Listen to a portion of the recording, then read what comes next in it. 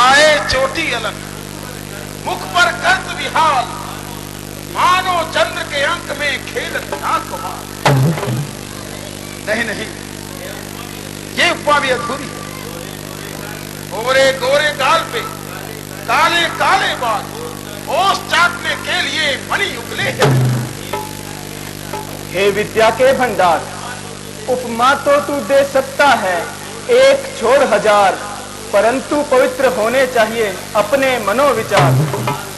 गाल पसीजे मगजलक, मस्तक टीका भाल, जो चंदन के पेड़ पर लिपट रहे हो यार। भद्रे, तुम कौन हो?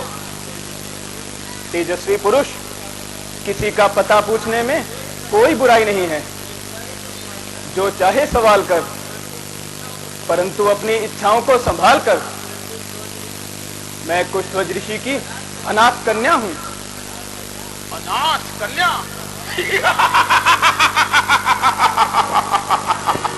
अनाथ और कन्या दो शब्द। सोचता हूं जब इन दो शब्दों का अर्थ एक कूजे में बंद दरियाए दो। एक तो कवारी और उसमें अनाथ, एक उत्तर और आनंद दो। होश में अलंकापति और ज्यादा ना मचल। ये जो तेरे खोटे भाव हैं, वो तेरे चेहरे पर आकर तेरे वीरत्व की निंदा कर रहे हैं। अगर तू इन्हें नहीं दबा सकता तो याद रख, तू किसी पर भी काबू नहीं पा सकता। न्योछावर हुआ मैं तेरे गुस्से के बोलों पर, जो बन दुबाला आ गई सुर्खी कपोलों पर। योगिनी, तुमने अपने जीवन का क्या निश्चय किया है? अर्थात वो कौन भाग्यशाली पुरुष होगा जो इस चंद्रमा से अमृत का पान करेगा, जो इस कोमलांगी के आलिंगन में पासबद्ध होगा? यदि सीधे शब्दों में मेरे भावी पति का नाम पूछ लेते तो क्या तुम्हारी पंडिताई घट जाती? यदि अश्लील शब्दों से एक कुंवारी कन्या को न लग जाते तो क्या तुम्हारी कविता की नाक कट जाती? इस पर भी मैं बताती हूं, मेरे पति सर्वशक्तिमान, इस जगत के पालनहार भगवान श्री विष्णु हैं, जिनके स्मरण मात्र से ही प्राणियों का उद्धार होता है। वो नास्तिक विष्णु? नास्तिक विष्णु? अरे नापाक! जगदीश्वर प्रभु के प्रति ऐसे दुर्विचार। योगिनी, उठा तुमको मैं रख लेता अभी अपने को बारे में, मगर जबरदस्ती नहीं, अच्छी प्रीति के बारे में।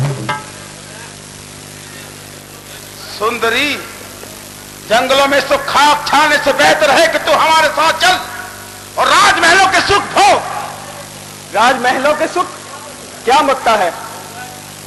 होगा ऋषि सूता का जन्म मरण कुटी पर, सोने की लाख लंका वारूं इस परण कुटी पर। क्या शक है, हरदम विराजते हैं जब ये चरण कुटी पर, सोने की लाख लंका सदके इस परण कुटी पर। परंतु सुंदरी, इस बात पर भी ध्यान दे, लावण्य ज्योति मुख चंद्र कांता, ये सौंदर्य शोभा, ये उठती जवानी है वृक्ष छाया, जल है नदी का, रुकती नहीं जिसकी रवानी। जाती रही तो कैसी रहेगी, आशा नहीं फिर हाथ आनी, है रूपसी तू चल साथ मेरे, मैं पूजा करूंगा भर जिंदगानी। मंदोदरी को दिल से बुलाया, रानी वह तुम्हारी मुख्य रानी, पूरी खुशी से जिसने लगाया अपने पति में मन कर्म और वाणी। मेरे लिए उसको बिसराया, विश्वास खोया अपनी जुबानी, ऐसा ही धोखा तू मुझसे करेगा, जाती रहेगी जब यह जवानी। इतनी देर में तो मुझे हजार बार गुस्सा आ जाता, परंतु तेरे ही प्रेम के बोल हैं जो मुझे अब तक रोके हुए हैं। अरे नीच, अरे नीच, इतनी देर में तो कोई दूसरा 100 बार शर्मा जाता,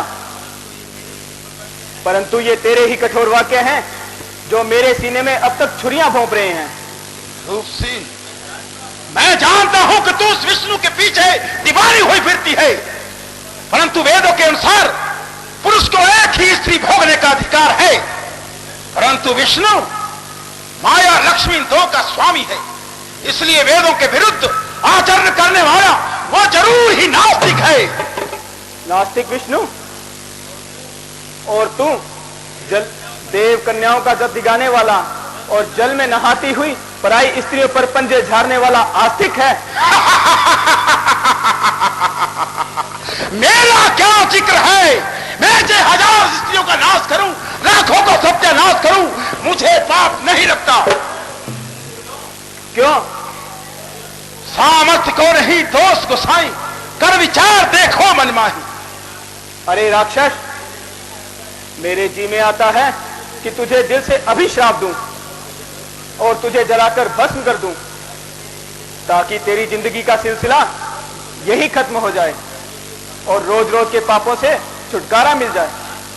शांत हो निर्भय बाला, शांत हो।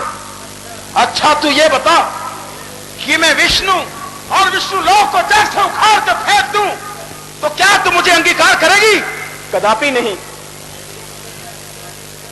ऋषि कन्या जिस तरह से तुझे अब धिक्कार रही है, उस समय भी धिक्कारेगी। कड़े अल्फाज इस कोमल जुबान से मुझको हंसते हैं, ताजुब है कि खंजर फूल की पत्ती से बनते हैं। न कि उफ की पराई खोपड़ी में जरा सी फांस लगने पर, पुकारे अपने नाखून में जरा सी फांस लगने पर। तेरे मुंह से इस तरह से अच्छा ची ना निकलेगा कि जब तक है उंगलियां सीधी कभी घी ना निकलेगा। कर उंगलियां न तेजी, माना भी कर किसी की, नाखून में लग न जाए कोई फांस घी की। चिकनी चुपड़ी बातें बनाती है और ये नहीं देखती कि तेरे सामने कौन खड़ा है। अरे मैं खूब जानती हूं, तू एक चिकना घड़ा है जो विष्णु भगवान का नाम सुनकर भी अपनी जिद पर अड़ा है। जो काम मैं नहीं करना चाहता तू उसी को बार बार चेतक कि मुझे गुस्सा दिला रही और उस बहरूपे की लत लगा रही। अरे पापी, भूल गया 2 जन्म पहले का ध्यान कर। आखिर तू भी तो उसी की ड्योढ़ी का द्वारपाल था। उस पुरानी बात को रख दे उठा के ताक में, क्योंकि अब काबू में है पंजे। बोल बोल, मेरे साथ चलना मंजूर है कि नहीं? ये के अंधे मंजिल अभी कोसों दूर है। मैं तुझे लिए बिना नहीं जाऊंगा। शेर का भाग गिदड़ नहीं खा सकता। मैं तुझे अभी लेके जाऊंगा। उससे पहले मैं अपने आप को जलाकर खाक कर दूंगी। हठीली जोगन, आत्महत्या करना पाप है। नीच, तूने मुझे बुरी चेष्टा से छू लिया है, इसलिए यह शरीर अब भगवान विष्णु के योग्य नहीं रहा है। इसलिए इसे छोड़कर राजा जनक के घर सीता जी के रूप में जन्म लूंगी और तेरी मौत का कारण बनूंगी।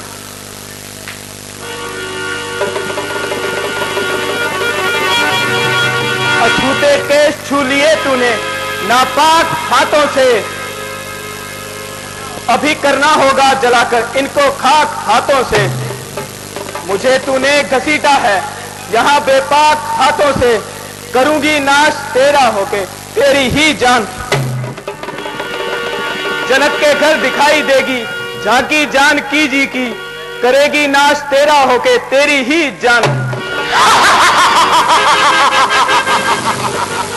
तो मैं भी ये प्रतिज्ञा करता हूं कि उस समय तुझे मेरी लंका अवश्य